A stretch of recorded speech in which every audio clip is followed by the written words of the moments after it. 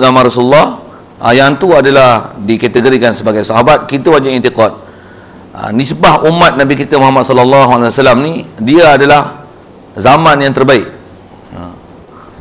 Nisbah zaman tu, kalau ikut zaman ni buat apa? Nak kata ahli masa tu yang diterjemah ni, sekalian sahabat-sahabat tu adalah sebaik-baik ahli masanya masa sahabat.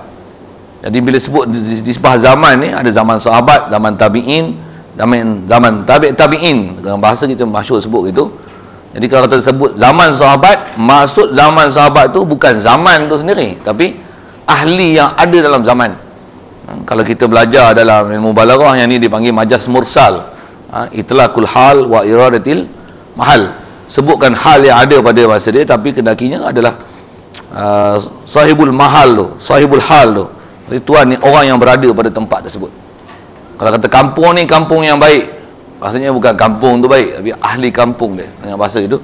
Jadi kalau kata masa sahabat adalah masa yang baik, maksudnya siapa? Ahli, orang yang ada dalam masa sahabat tu. Maksudnya para sahabat tu sendiri, mereka adalah golongan yang terbaik, umat yang paling mulia, paling tinggi martabatnya, nisbah daripada seluruh umat Nabi kita Muhammad sallallahu alaihi wasallam. Kata dia, maka dengar oleh kamu. Jadi perkataan dengar oleh kamu tu untuk menunjukkan maksudnya i'tiqad, maksudnya beriktikad lah, wajib beriman itu. Jadi, kita wajib beriman macam ni pasal apa saya kenal? Kerana kalau tengok dari segi nas, ada beberapa hadis yang mengisyaratkan tentang kata wajibnya kita berpegang tentang kata umat yang terbaik pada umat Nabi kita Muhammad sallallahu alaihi wasallam adalah para sahabat. Rasulullah pernah isyaratkan, kata dia, khairul qurun qarni, sebaik-baik kurun adalah kurun aku.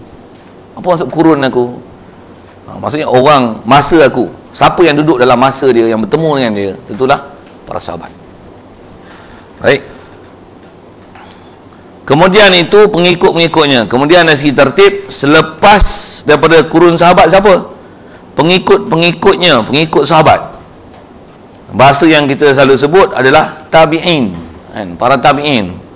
Dan rasanya memang istilah tu kita biasa dengar.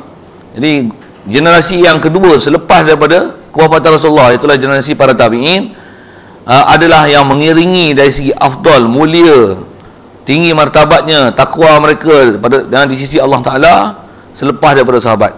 Siap, dua. Kemudian mereka yang mengikut akan orang yang mengikut sahabat.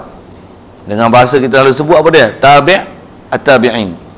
Rasanya kita masyhur dengar tu, sahabat, lepas tu tabi'in, lepas tu tabi'in.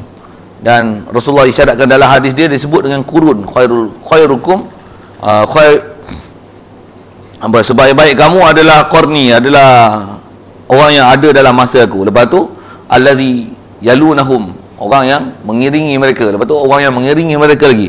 Rasulullah isyaratkan dalam hadis dia menunjukkan bahawasanya tertib manusia afdal adalah tabi'in, sahabat, tabi'in dan tabi'in. Jadi bila sebut asal nak bicara tadi kurun, maksudnya lebih kurang jangka masanya 100 tahun lah. Jadi dengan bahasa sebut manusia terbaik yang ada jaminan oleh Rasulullah, dalam hadis dia disebut orang yang 300 tahun yang pertama selepas kewafatan Rasulullah. Jadi selepas pada tu jaminan tu tak ada. Jaminan tak ada. Dan bila jaminan tak ada itulah, maka kalau ikut di situ ada perselisihan ulama untuk zaman ataupun manusia yang hidup selepas zaman 300 tahun. Ada sebagian ulama kita yang berpendapat berdasarkan tengok kelebihan dan suasana yang ada, dia kata, dan berdasarkan ada beberapa hadis, tapi hadis ni tak berapa kuat, yang mereka mengeluarkan pendapat dalam masalah ni, yang kata semakin ke belakang daripada zaman kewafatan Rasulullah, maka semakin teruklah umat orang ahli yang ada dalam masa tersebut. Jadi nisbah kita ni kurun ke berapa ni? 1428, 29. Maksudnya kita duduk ke kurun nak masuk ke 15 ni.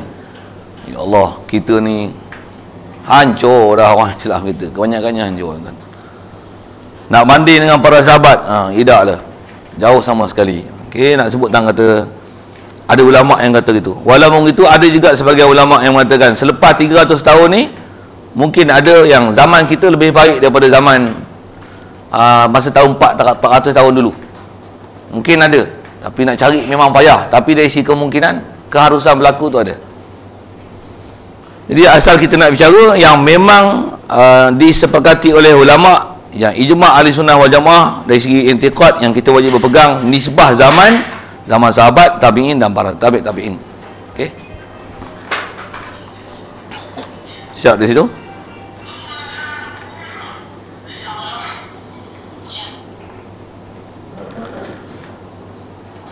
Kalau Syekh Nuruddin ngelar dia tak ngajar dah kan ni. Sejam dia pancung kena jaga lah. Saya tak buat gitu lagi. Walaupun kalau ikut nisbah guru tu saya dapat dah sanad guru dengan dia kan.